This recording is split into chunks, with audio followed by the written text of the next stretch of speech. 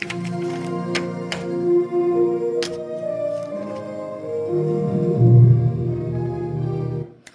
you everyone for joining us in Classroom News Live, here with Rachel Beeson, and following up with our in-field advocates, Rachel Beeson, our meteorologist, Rachel Beeson, and our hot take host, Rachel Beeson. Thank you so much for joining us. Today's show will include 4 powerful segments on reforming our curriculum. Should we be? Active anti-racist pedagogy, what we can do as educators to help our diverse communities. Developing innovation and risk-taking. It's time we step out of the box and help our students do so too. And finally, resources for you, because I shouldn't be here telling you what to do without showing you how to do it. Next, we'll be featuring our in-class meteorologist, Rachel Beeson, to talk about classroom conditions. To you, Rachel Beeson. Thank you, Anchor Rachel Beeson. Hello everyone, and I'm coming to you about classroom conditions, and they are spicy in North America. First, it's getting dangerously electric out there, with teachers having to take on more responsibilities, more complexities in our students than ever before. Meeting the needs of everyone is both more necessary and more challenging than it's ever been. Next, we have overwhelming expectations, leading to a sense of drowning. Teachers are required to fill more dynamic roles than ever before. We are social workers, we are food programs, we are counselors, we are teaching content, and we are making sure these humans can survive the world we see today. And finally, we are both advocating to burn down the old system as well as address teacher burnout, which has become more challenging than ever before. We are losing teachers within 5 years of their practice to other trades, creating a system that is both disparaged in education and educators, as well as demanding on those that stay. And we are asking to change the curriculum, to reform our systems of practice, and to change the way our classrooms function in today's world. Back to you, Anchor Rachel Beeson, and thank you. And now we are here to speak about 3 theorists who are asking us to reform our curriculum in the macro and micro sense.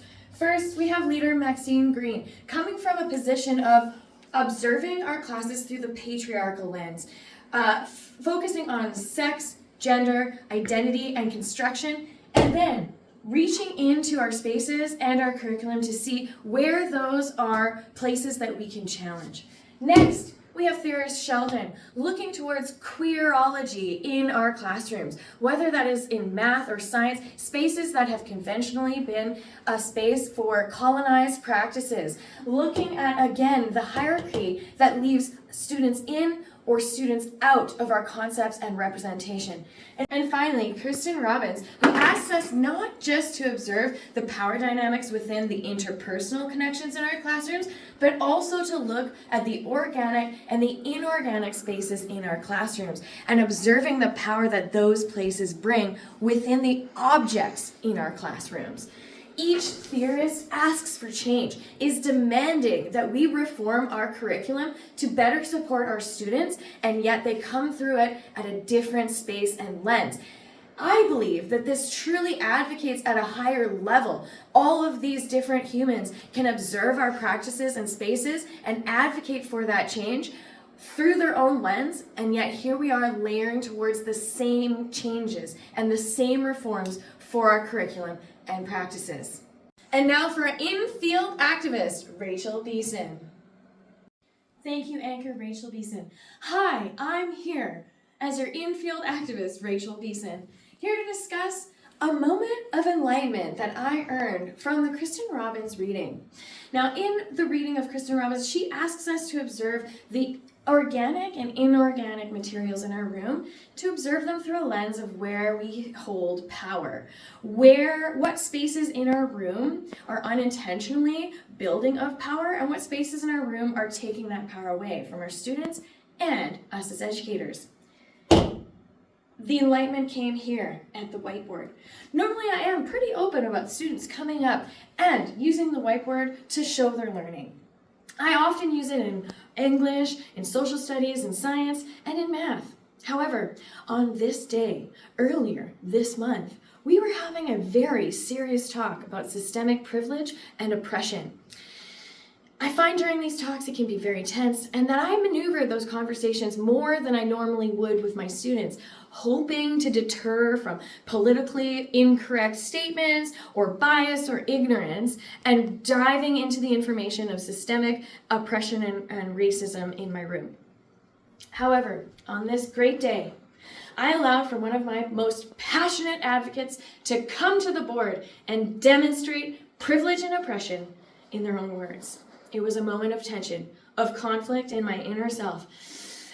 This student is spicy and has made poor choices before, but I knew that he was extremely passionate about dedicating this particular discussion to oppression. I allowed him to come to the board, and he utilized material I had never thought to transmit the learning to the class. Chocolate bars, dark chocolate, milk chocolate, white chocolate, chocolate with rainbow sprinkles, dedicating each community. And then he spoke to them cracking and breaking, pieces being lost, and one milk chocolate being held above all others because of preferences in our society. This was such a powerful opportunity that certainly had my insides curdling for the students to hear this generation of knowledge in their own language. And it connected with so many. Suddenly, hands were up through the entire classroom to come to the board and use their own choices in how we could demonstrate privilege in our societies, experiences that they had, stereotyping, bias, racism that they had encountered. It turned into one of the most impactful learning that I have done on this topic since the beginning of my career, and I have been bringing this topic since the beginning of my career. So powerful, in fact, that this is evidence from one of my neurodivergent students who before had viewed this in a lens of black and white, fair and equal on the same terms. After this conversation, they took it upon themselves to spend a week drawing this beautiful drawing, showing how our system is holding down our BIPOC humans. The crack at the top on the statement, freedom for blacks. Was it perfectly politically correct? No. Did it demonstrate true learning? Absolutely. This was not an assessment I was asking for. This came from that student's heart. That is bringing true change to the classroom. That is flipping the learning space for students, and that is facing my own insecurities, conflicts, and tensions to take a risk during a really difficult conversation and allow for students to have voice where they wouldn't have previously. Back to you, Anchor Rachel Beeson. Thank you, infield activist Rachel Beeson. Some powerful things coming to you from Skaha Elementary School. Now we begin our next segment on anti-racist pedagogy, potentially the most important information I'm going to go through today. We know our classroom spaces are filled with diverse students, and it is very important we are considering these humans when we are building our curriculum, when we are delivering our content, and when we are supporting each individual person as well as the classroom as a whole. In 2015, it has been our responsibility as educators to bring indigeneity into our classrooms. Statistics over and over again, observing classroom spaces across Canada speak to the racism that is felt by our students of difference every single day in every space. It is our responsibility as teachers to take active roles in bringing these pieces to our classroom spaces. And remember that by not speaking about race and its connections to racism, we actually continue to perpetuate racial oppression in our classrooms. Silence is a choice, and it is a choice to ignore the systemic issues that racism is bringing to the everyday. We need to aim to give students much more control over their learning as possible and relinquish control of the curriculum, resituating a role in the class dynamic. The power doesn't have to be in the space of the teacher at all times. It must be shared amongst our students.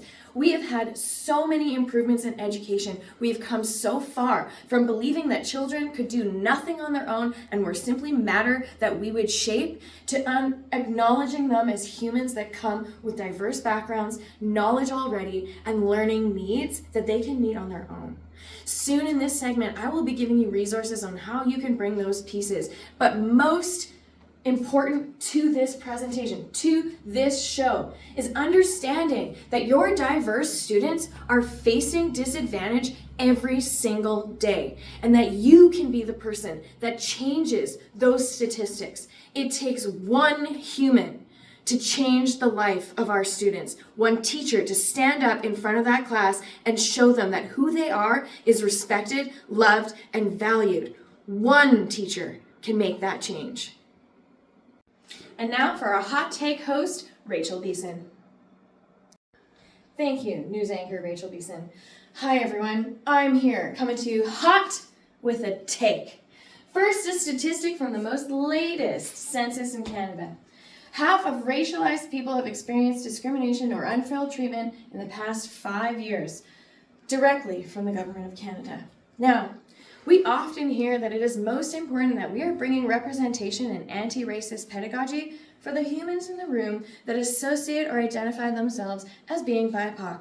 But here's the reality, friends. It is all of Canada that needs this learning. If we can make a difference and bring true change in all of our students, including those who have the most privilege, we are working to change these statistics in future generations. It should not be the responsibility of our Indigenous youth or our queer youth or our students of diversity to take that learning and make change. In fact, it is the responsibility of the other side of that coin to internalize changes and anti-racist feelings and thoughts.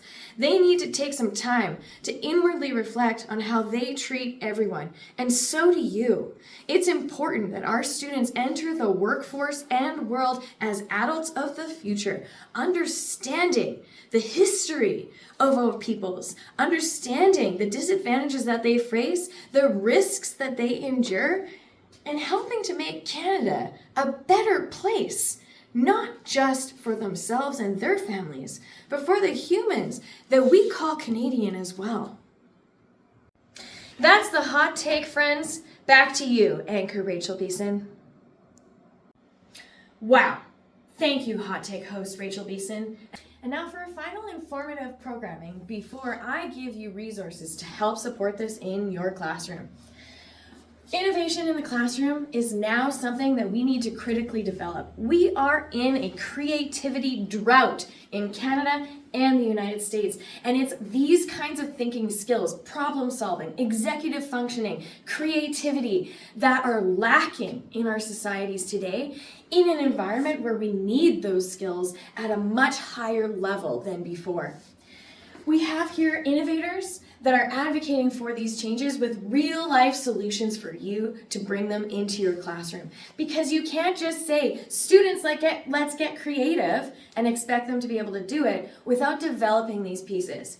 First and most powerfully, we have advocates who are telling us that our neurodivergent students are in need of risk-taking more than other students, that we tend to bottle them up and shelter them versus allowing for natural risk to occur in their lives for development. These transformative practices, innovation in curriculum, and students taking risk support absolutely all of our students. So if right now you are fearful for your kiddos who are on the spectrum, you need to shift that mentality and help them in a world where creativity is demanded. Next, we have Sternberg, looking for excellence for all, and he develops this through 3 R's. We're looking for developing reasoning skills, responsibility, and resilience in our students. Over and over again, I am constantly hearing that our students are coming to school without resilience, without grit, without the ability to continually hit problems, fail, try again, and develop in positive ways. And we know that failing is the way that we learn the best, that we move towards our best self, and that we reach levels we have never thought were possible before. And finally, the Intelligent Fast Failure Program. Again, developing critical skills in students by using innovation. And Armin uses this through generating ideas, running experiments, and shifting perspectives. Through failing, through trying, through tasks that are developed for low and high students' access, kiddos are able to practice failing so that they fear it less. They're able to implement it in the projects that they're doing for you. You're able to simulate fast failing in your classrooms in small steps that are less scary so that our students leave the grade that you are teaching with these skills in place, fearing failure less. Can you imagine how transformative it would be if you went through middle school, the space that I love and teach in, without fearing trying new things, without fearing that you would fail, and in fact believing in yourself to such a level that you would try anything? That would be life-changing. And these theorists are asking us to develop these pieces in our classrooms. And don't worry, our curriculum is supporting this. The entities that develop our curriculum, the government, and all of the policy writers are begging us to bring innovation into our classrooms. Finally, this doesn't stop with our students. As easy as it is to step back and ask them to take risks, you have to lead from the front of your classroom as well. You have to design practices where you are taking risks, where you're practicing these things so that they will buy in and see that I can fail as the adult in front of the room, learn from it, grow, and be better. That's where they're going to find the confidence to do these things themselves. And now, for our final segment, Street Scoop with Rachel Beeson. Thank you, Anchor Rachel Beeson. Hi, I'm Rachel Beeson with Street Scoop. I'm here to tell you about one small step I took in the right direction this year. I was observing my practice and wondering where I could include more representation and how I could develop students in an inquiry process and taking some risks. And the answer came to me in French. I noticed that the French curriculum covered the Métis experience, and I wanted to give my students an opportunity to wrestle with their heritage, with the history, and with understanding the complexities of our Métis peoples in a different way. So I threw at them an inquiry project, a town hall, where each student would be responsible in bringing different pieces of information to the collective, to design skits or visuals that would be powerful, to bring their points across, to argue their position, and to represent our learning. At first, my students did not enjoy this responsibility. They were hesitant and confused, which leads us to once again observe the systems that have created these byproducts in our students. However, once they realized that I was offering them freedom and a chance to be creative, to collaborate, to really engage with this material, they took off like nobody's business, leading us to a phenomenal learning opportunity in a subject matter I would have considered not to be a place for that growth. Students came to school equipped with skits, with visuals, with pieces that they had designed themselves, and with impactful learning. Our room was full of advocates and allies speaking to the government's mistrust of the Métis people, the way that they had denied them the land rights that they had earned, and aspects that they had actually researched on their own, leading me to believe that this line of inquiry was the most powerful path for them to take it. Instead of just checking off a box of content in the curriculum, I gave my students a chance to take hold of their learning in a space that was low stakes and actually led to a really powerful understanding of the Métis peoples, the beauty that they bring to our country, and the wrongdoings of our government. By the end, I had passionate allies and advocates who were speaking with understanding and evidence as to how this process, the Red River Rebellion itself, had been a stain on Canada's history. Back to you, Rachel Anchor, and thank you so much for joining us on Street Scoop. Wow, thank you, Street Scoop, Rachel Beeson, and back to our regular programming. Now here on Classroom News Live, we believe not only in helping inform you, but also improving your practice by giving you real-life ways that you can make changes.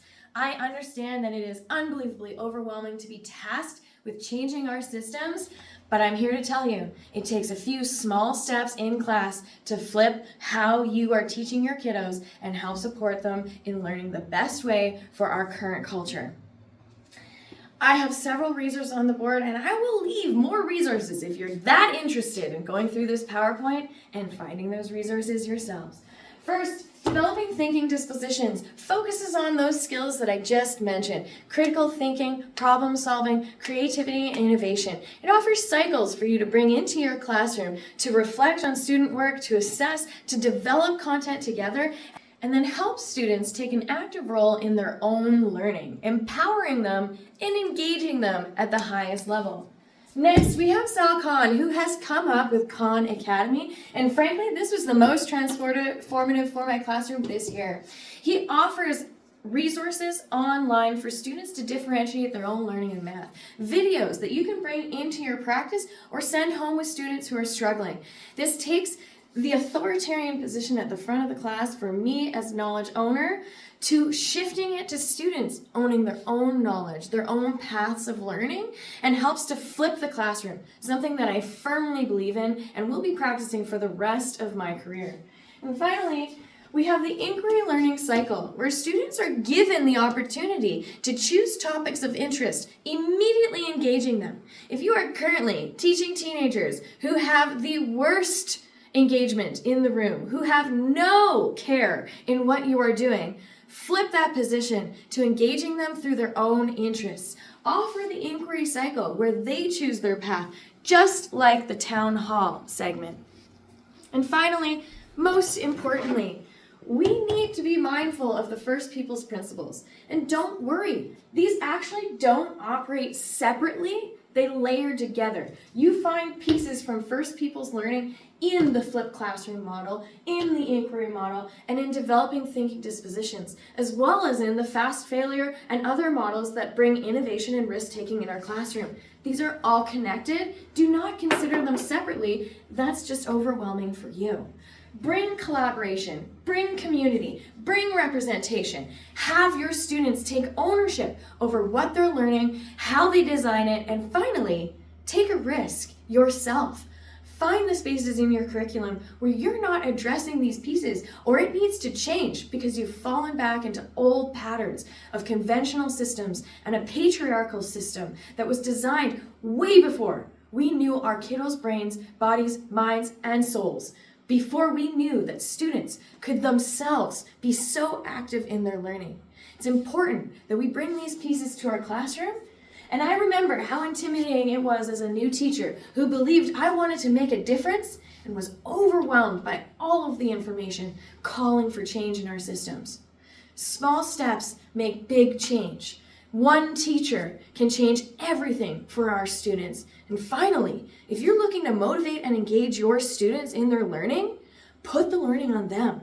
Stop worksheets, start inquiry learning. Stop protecting them from failing and start throwing challenges their way so that they become risk takers themselves. And do not take yourself out of that equation. They won't take those risks if you're not willing to as well.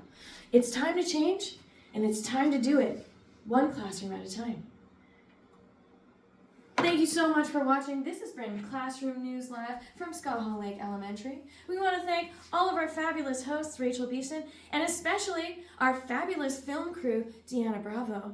We really appreciate you. We'll hope we see you again at the next segment of Classroom News Live.